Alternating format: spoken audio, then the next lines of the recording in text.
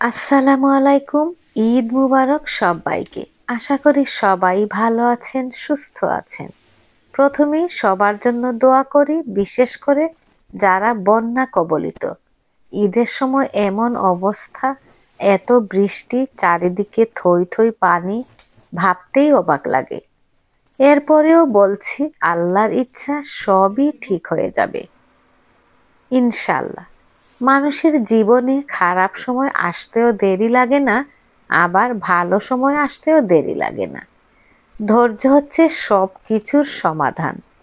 আমরা জানি, তবে এরকম করতে পারি না।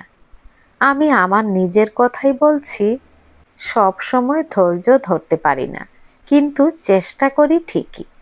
সেই যাই হোক, সকাল সকাল বিছানাটা গুছিয়ে নিচ্ছি। কাল ঈদ তো, ভালো করে পরিষ্কার করে টরে চেঞ্জ করে নিচ্ছি। এই ঈদে অবশ্য কোনো ডেকোরেশন করছি না, রোজার ঈদের মতো। কেন জানি ভালোই লাগছে না।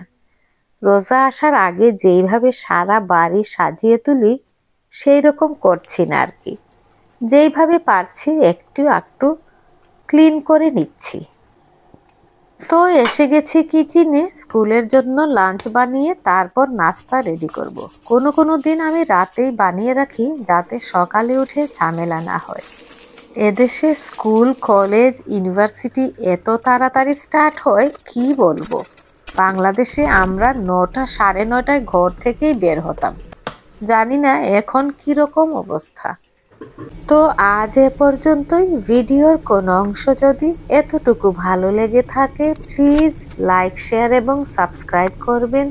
আপনারা সকলেই ভালো থাকবেন, হাসি মজায় থাকবেন আর নিরাপদে থাকবেন। আল্লাহ হাফেজ।